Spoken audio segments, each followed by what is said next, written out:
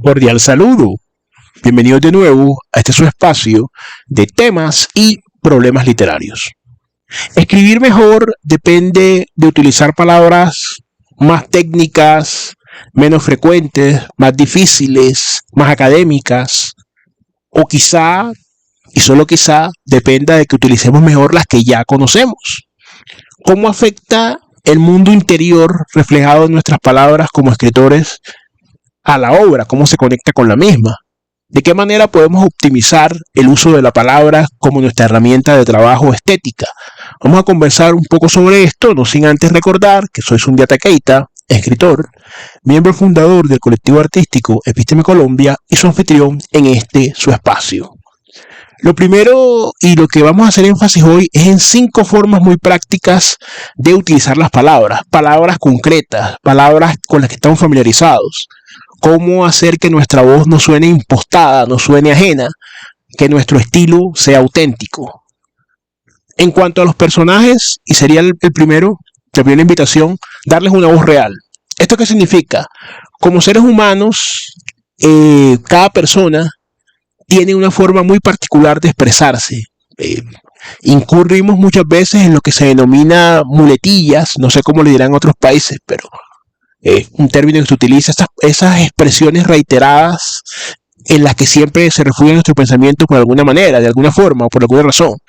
Entonces el personaje debe tener un vocabulario, un léxico auténtico, un léxico que lo diferencie.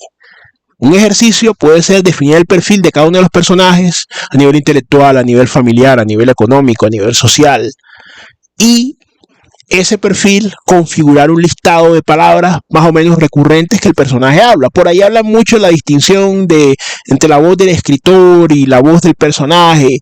Eso puede tener algún tipo de relevancia, lo veremos de pronto en otro video más adelante. Pero lo más importante no es qué tanto se diferencia la voz del autor de la voz del personaje en los diálogos. Lo más importante es la autenticidad, porque puede haber un personaje que hable como se habla. Eso no hay ningún problema con eso, porque lo que tiene que haber es variedad. Entonces, otra cosa, hay que reproducir expresiones, pero no estereotipos. Con un ejemplo, yo por ejemplo soy abogado de profesión, y no en toda, necesariamente porque hay un personaje que sea también abogado, va a hablar de una manera jurídica, técnica todo el tiempo. Por ejemplo, en su hogar puede usted hacer un contraste, puede ser un abogado, digamos, muy exitoso de la puerta hacia afuera, con un lenguaje más depurado, y en la casa puede tener un lenguaje un tanto más soez. Eso le da sustancia a una persona real. Entonces, tener en cuenta eso. Evitemos caer en los estereotipos, como puede haber un personaje que no tenga una determinada formación, pero puede tener un lenguaje muy concreto, muy directo y también muy decente, por así decirlo. Hay que evitar el estereotipo. Entonces, te invito, define un personaje. ¿Cuáles son las palabras que más repite? ¿Cómo construye sus frases? Porque el pensamiento, la palabra es expresión del pensamiento. Eso le va a decir al lector cómo piensa, qué cosas nunca diría. Entonces escribe una línea con tu voz y por favor compártelo en comentarios. Vamos a estarlas leyendo todas. Segundo, hay que utilizar mejor las palabras para construir nuestra voz como escritor. Hay que entender algo. La voz narrativa no es como uno habla. La voz narrativa se refiere a cómo uno escribe, que será una diferenciación, porque por regla general, como hemos comentado ya en el canal, uno escribe mejor de lo que habla. El proceso escritural conlleva una pausa, una reflexión que la voz verbal no tiene. Uno en el discurso escrito hace unas pausas, pule y tiene que hacer ese ejercicio. Como yo ahora que estoy hablando así, no lo estoy haciendo. Entonces hay una diferenciación. Tener eso en cuenta.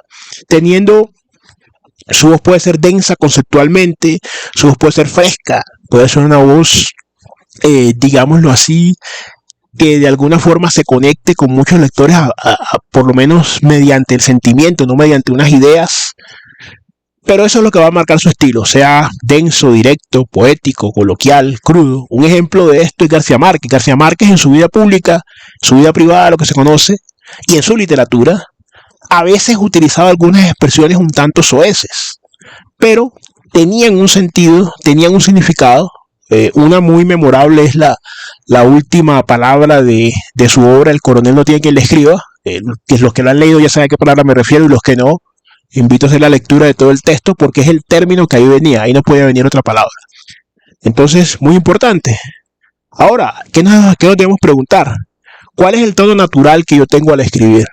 Al escribir, como proceso, por decirlo así, más depurado. ¿Cuáles son las palabras que yo uso que no tengo que pensarlas? ¿Cuáles son las palabras con las que yo me identifico? Que suenan a mí. Entonces te invito a escribir unas líneas, 3, 4, 5. No corrijas, no pienses, solo deja que tu voz salga. ¿Suena a ti o suena a otra persona? Si no, reescríbelo hasta que suene a la voz que tú quieres proyectar. Tercero, hay que tejer la historia desde una palabra. Ustedes saben, acá en el canal no compartimos ni la visión de mapa ni la visión de brújula, de escritor mapa, escritor brújula, que son realmente, hasta donde yo tengo entendido, sencillamente un término que hizo carrera. Creo que un término de un ensayo de un anglosajón hizo carrera y se quedó aquí, pero para mí no estructuran momentos dialécticos de la literatura.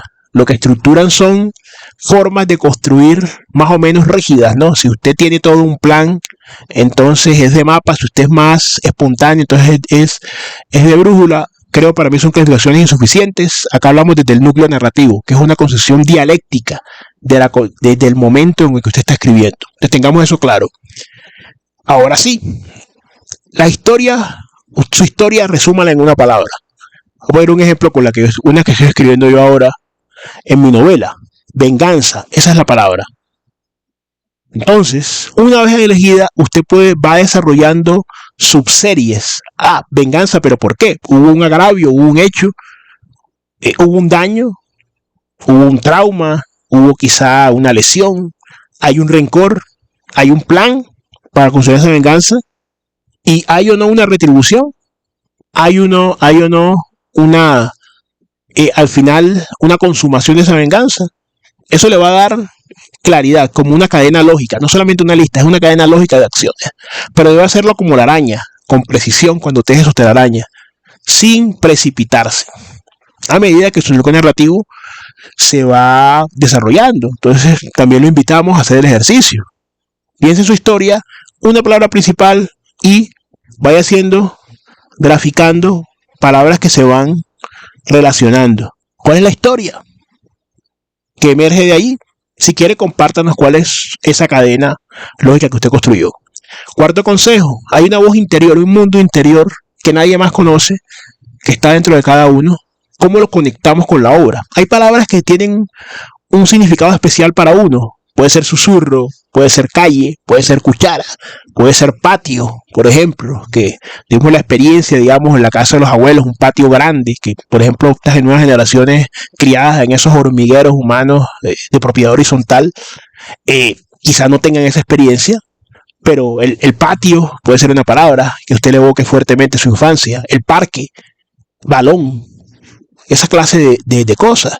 Esas palabras no tienen que ser necesariamente bonitas o poéticas, entre comillas, pero son simbólicas para alguien especial y conectan con la historia, con su mundo interior, la historia, y eso le va a dar autenticidad a usted y se va a conectar con otras personas.